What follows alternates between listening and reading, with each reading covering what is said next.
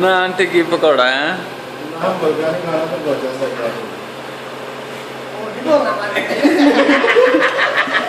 गल बोलना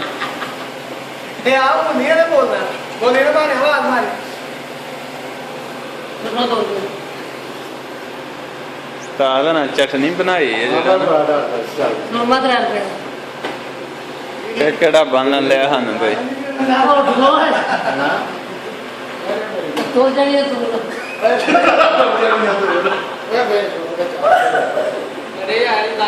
मैं वीडियो नहीं चाहता